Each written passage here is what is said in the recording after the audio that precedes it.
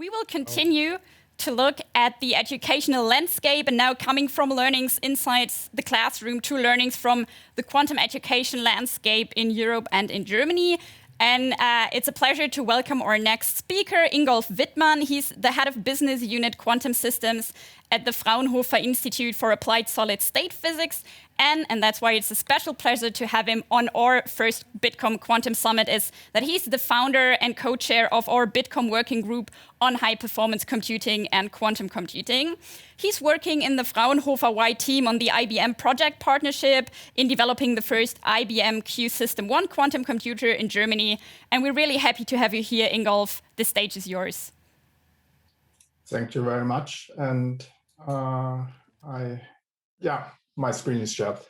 So thanks a lot for the nice introduction. So I like to lay out in the next 10 minutes the current quantum, mostly computing education landscape in Europe and Germany, where I was part of different teams who were influencing on Europe and German government level the topic of quantum technology, which is now reflecting in some of the stimulus packages which are laid out by the government in Europe and German level.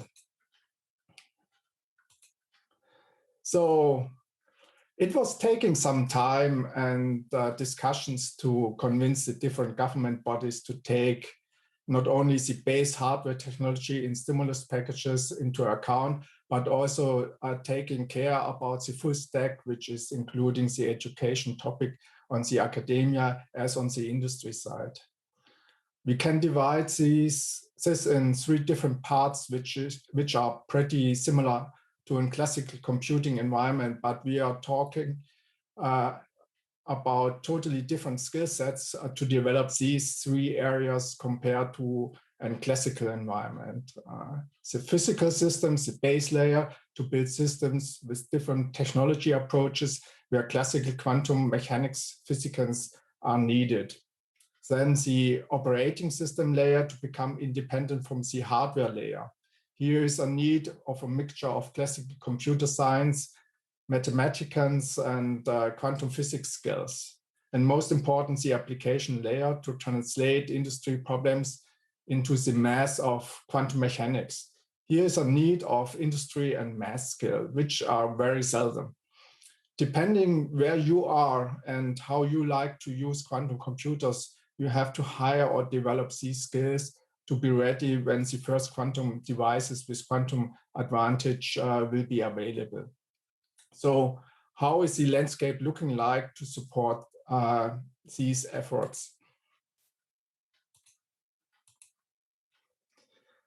Where we are, the landscape is looking very scattered and everybody is having his own interests. The government is looking to the competitiveness of the industry and the academia environment, and actually raising a lot of money on Europe, German federal, and on state level. The Europe-German disadvantage is the watering can method here, which is end up in very many and very small projects. Academia and universities are actually developing their own individual and not very synchronized programs. Even associations like Bitkom are offering programs and certifications. Also networks like QBN or Meetup communities are offering a lot of contents and events. And last but not least, the technology providers are having their own programs to push their platforms, and we will see examples later on. So what to do to get that synchronized with some best practices? Let's start with Europe and the Quantum Flagship program. The purpose of that project is to assist the European Quantum Flagship with the creation of the learning ecosystem necessary to inform and educate society about quantum technology. The goal is that a quantum-ready society with knowledge about a positive attitudes towards quantum technology will enable the emergence of a quantum-ready workforce. In different work packages, a dedicated community network should be built, giving a structured overview of the quantum technology education community efforts that will decrease the barrier of entry for new members, setting up related initiatives across Europe. A competence framework of quantum technology capabilities should be built, and 5 different pilot programs are to be developed. That's the one part. The other part, what the Quantum Flagship program is doing, and an example for that is the 2020 European Quantum Week, an online multi-modular event that was organized by the European Quantum Flagship program with the collaboration of the European Commission. In the context of the Berlin Science Week, was that event held. It was covering outreach activities for general public, specialized talks and presentation for the quantum community, as well as European policy making and institutional visions for the future of Europe within the field of quantum technology. Let's move to Germany. The BMBF Future Education Program was launched in April this year with a different approach to have a collaboration between different consortia to provide industry quantum technology enablement.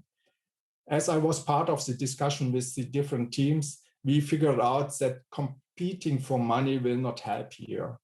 Every consortia is addressing a slightly different audience in a different way. And there are even topics which have to be covered by all jointly. First, putting a certification concept in place, which will be accepted by the industry and by all education organizations providing quantum lectures and workshops, which afterwards will be also a foundation for an European-wide certification approach. And second, providing a quantum infrastructure platform for the participants to get hands-on experience with different systems and technology.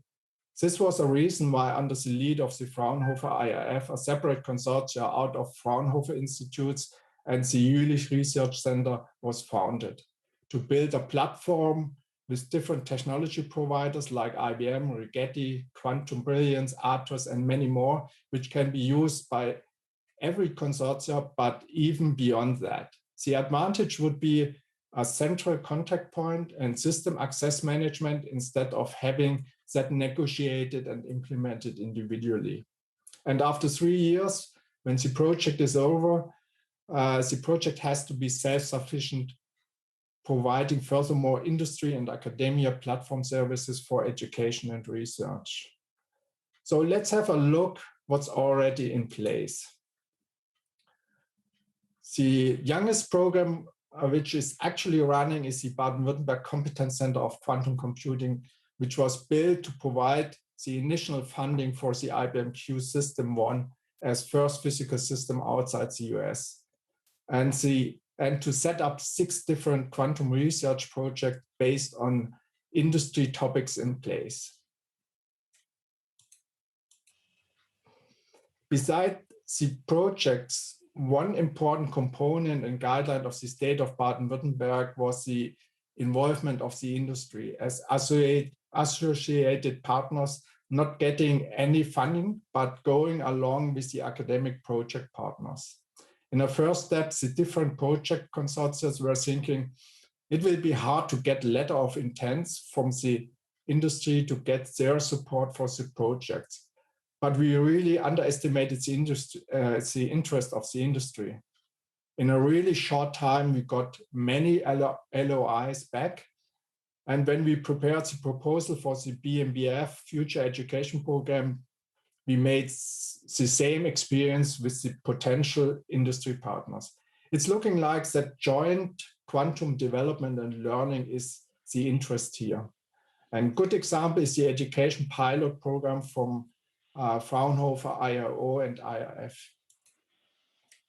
This education pilot was to skill up people in the quantum computing programming and base math. Was a great experience, but also a challenge. The audience was scattered from the beginners to experts in quantum mechanics.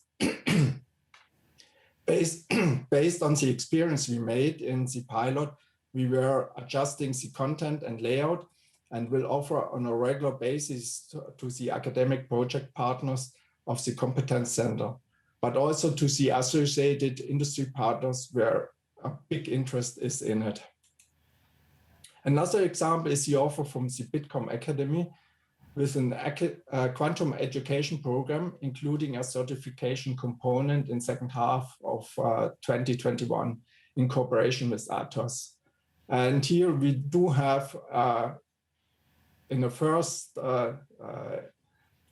effort and certification approach in place, which has to be industry-wide accepted. Ingolf, it's very sad and heartbreaking for me to do the interruption while you're presenting our Bitkom offers, but time is running. Nevertheless, thank you very much for giving your quick insights and the deep dive into the German and European education landscape. And for you, if you're interested in learning more about what Fraunhofer does and what our other premium partners, Atos and Fujitsu, do, feel free to check out the partner stage where you will have access to more information and representatives from the companies be available to answer your questions. Thank you very much.